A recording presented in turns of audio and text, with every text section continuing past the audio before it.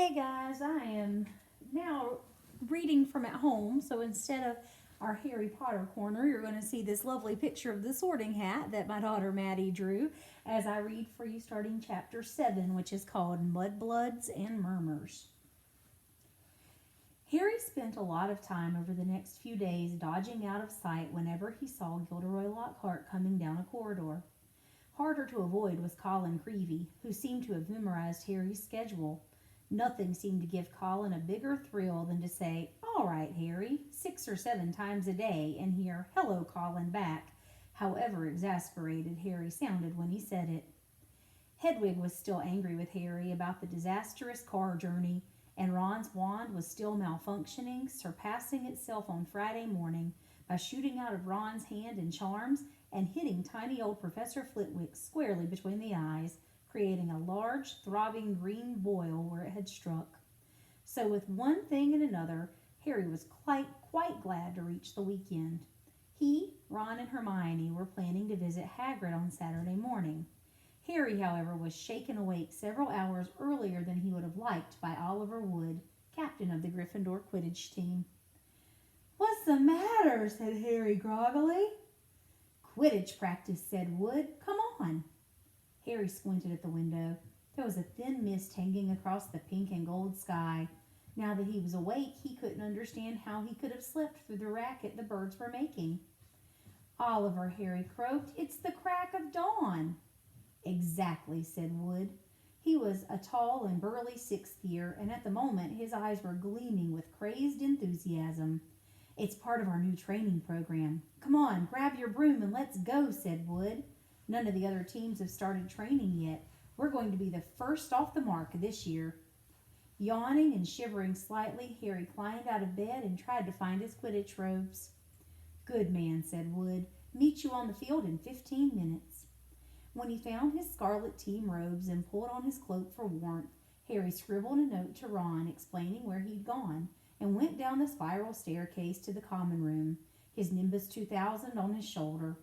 He had just reached the portrait hole when there was a clatter behind him, and Colin Creevy came dashing down the spiral staircase, his camera swinging madly around his neck and something clutched in his hand. "I heard someone saying your name on the stairs, Harry. Look what I've got here. I had it developed. I wanted to show you." Harry looked at the photograph Colin was holding under his nose. A moving black and white Lockhart was tugging hard on an arm that Harry recognized as his own. He was pleased to see that his photographic self was putting up a good fight and refusing to be dragged into view. As Harry watched, Lockhart gave up and slumped, panting against the white edge of the picture. "Will you sign it?" said Colin eagerly. "No," said Harry flatly, looking around the room to make sure that it was really empty. "Sorry, Colin, I'm in a hurry. Quidditch practice." He climbed through the portrait hole. "Oh, wow, wait for me. I've never watched a Quidditch game before." Colin scrambled through the hole after him. "It'll be really boring," Harry said quickly, but Colin ignored him, his face shining with excitement. "You were the youngest house player in 100 years, weren't you, Harry? Weren't you?" said Colin, trotting along beside him. "You must be brilliant. I've never flown. Is it easy? Is that your own broom? Is that the best one there is?" Harry didn't know how to get rid of him. It was like having an extremely talkative shadow. "I don't really understand Quidditch," said Colin. "Is it true there are 4 balls, and 2 of them fly around trying to knock people off their brooms?" "Yes," said Harry heavily, resigned to explaining the complicated rules of Quidditch. "They're called bludgers. There are 2 beaters on each team who carry clubs to beat the bludgers away from their side.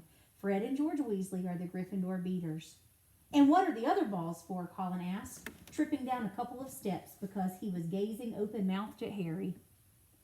"Well, the quaffle, that's the biggest red one, is the one that scores goals. 3 chasers on each team throw the quaffle to each other and try to get it through the goal posts at the end of the pitch. There are 3 long poles with hoops on the end. And the 4th ball is the golden snitch," said Harry. "And it's very small, very fast, and difficult to catch. But that's what the seeker's got to do, because a game of Quidditch doesn't end until the snitch has been caught. And whichever team's seeker gets the snitch earns his team an extra 150 points." "And you're the Gryffindor seeker, aren't you?" said Colin in awe. Yes, said Harry as they left the castle and started across the grass. And there's the keeper, too. He guards the goalposts. That's it, really. But Colin didn't stop questioning Harry all the way down the sloping lawns to the Quidditch field, and Harry only shook him off when he reached the changing rooms. Colin called after him in a piping voice, "I'll go and get a good seat, Harry," and he hurried off to the stands. The rest of the Gryffindor team were already in the changing room. Wood was the only person who looked truly awake. Fred and George Weasley were sitting puffy-eyed and tousle-haired next to a fourth-year Alicia Spinner, who seemed to be nodding off against the wall behind her. Her fellow chasers, Katie Bell and Angelina Johnson, were yawning side by side opposite them. "There you are, Harry. What kept you?" said Wood briskly. "Now I wanted a quick talk with you before we actually get onto the field, because I spent the summer devising a whole new training program, which I really think will make all the difference." Wood was holding up a large diagram of a Quidditch field on which there were many lines drawn, arrows and crosses in different colored inks. He took out his wand and tapped the board, and the arrows started to wiggle over the diagram like caterpillars. As Wood launched into a speech about his new tactics, Fred Weasley's head drooped right onto Alicia Spinnet's shoulder, and he started to snore. The first board took nearly 20 minutes to explain, but there was another board after that, and a third one after that. Harry sank into a stupor as Wood talked on and on. "So," said Wood at long last, jerking Harry from a wistful fantasy about what he could be eating for breakfast at this very moment up at the castle. "Is that clear? Any questions?" "I've got a question, Oliver," said George, who had woken up with a start. "Why couldn't you have told us all this yesterday while we were awake?" Wood wasn't pleased. "Now listen here, you lot," he said, glowering at all of them. "We should have won the Quidditch Cup last year. We're easily the best team, but unfortunately, owing to circumstances beyond our control—" Harry shifted guiltily in his seat. He had been unconscious in the hospital wing for the final match of the previous year, meaning that Gryffindor had been a player short, and they had suffered their worst loss in 300 years. Wood took a moment to regain control of himself. Their last defeat was still clearly torturing him. "So this year, we train harder than ever before. Okay, let's go and put our new theories into practice." Wood shouted, seizing his broomstick and leading the way out of the locker rooms. Stiff-legged and still yawning, his team followed. They had been in the locker room so long that the sun was up completely now, although remnants of mist hung over the grass in the stadium. As Harry walked onto the field, he saw Ron and Hermione sitting in the stands. "Aren't you finished yet?" said Ron. "Haven't even started," said Harry, looking jealously at the toast and marmalade Ron and Hermione had brought out of the great hall. "Wood's been teaching us new moves." He mounted his broomstick and kicked at the ground, soaring up into the air. The cool morning air whipped his face, waking him far more effectively than Wood's long talk. It felt wonderful to be back on the Quidditch field. He soared right around the stadium at full speed, racing Fred and George. "What's that funny clicking noise?" called Fred as they hurtled around the corner. Harry looked into the stands. Colin was sitting in one of the highest seats, his camera raised, taking picture after picture, the sound strangely magnified in the deserted stadium. "Look this way, Harry, this way!" he cried. "Who is that?" said Fred. "No idea," Harry lied, putting on a spurt of speed that took him as far as possible away from Colin. "What's going on?" said Wood, frowning as he skimmed the air towards them. "Why is that first year taking pictures? I don't like it. He could be a Slytherin spy trying to find out about our new training program." "He's in Gryffindor," said Harry quickly. "And the Slytherins don't need a spy, Oliver," said George. "What makes you say that?" said Wood testily. "Because they're here in person," said George, pointing. Several people in green robes were walking onto the field with broomsticks in their hands. "I don't believe it," Wood hissed in outrage. "I booked the field for today. We'll see about this." Wood shot towards the ground, landing rather harder than he meant to in his anger, staggering slightly as he dismounted. Harry, Fred, and George followed. "Flint!" Wood bellowed at the Slytherin captain. "This is our practice time. We got up specially. You can clear off now." Marcus Flint was even larger than Wood. He had a look of trolling cunning on his face as he replied, Plenty of room for all of us, Wood. Angelina, Alicia, and Katie had come over too. There were no girls on the Slytherin team, who stood shoulder to shoulder facing the Gryffindors, leering to a man. But I booked the field, said Wood, positively spitting with rage. I booked it. Ah, said Flint, but I've got a specially signed note from Professor Snape. I, Professor S. Snape, give the Slytherin team permission to practice today on the Quidditch field, owing to the need to train their new seeker. You've got a new seeker, said Wood. Where? And from behind the 6 large figures before them came a 7th, smaller boy, smirking all over his pale, pointed face. It was Draco Malfoy. Aren't you Lucius Malfoy's son? Said Fred, looking at Malfoy with dislike. Funny you should mention Draco's father, said Flint, as the whole Slytherin team smiled.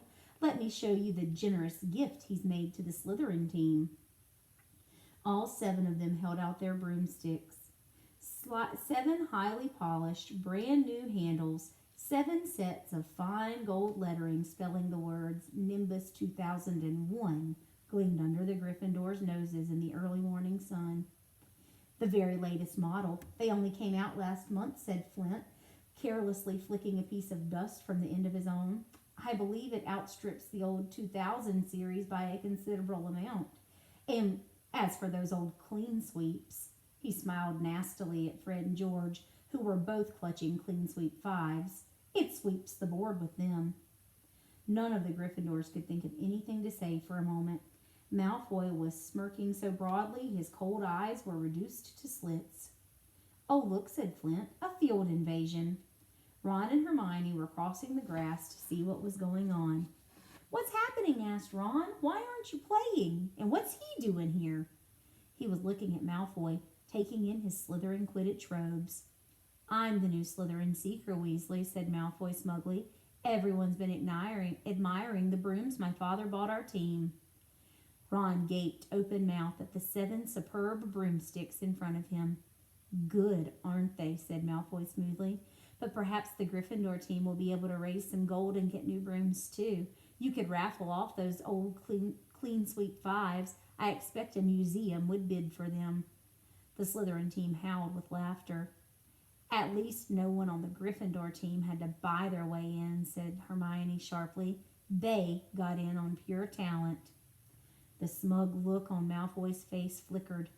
No one asked your opinion, you filthy little mudblood, he spat. Harry knew at once Malfoy had said something really bad because there was an instant uproar at his words. Flint had to dive in front of Malfoy to stop Fred and George from jumping him. Alicia shrieked, How dare you? And Ron plunged his hand into his robes, pulling out his wand, yelling, You'll pay for that one, Malfoy. He pointed it furiously under Flint's arm at Malfoy's face. A loud bang echoed across the stadium, and a jet of green light shot out the wrong end of Ron's wand, hitting him in the stomach and sending him reeling backwards onto the grass. All right, we're going to stop for right there, and then tomorrow we will continue with Chapter 7 and find out exactly what a mudblood is and why what Malfoy said was so mean.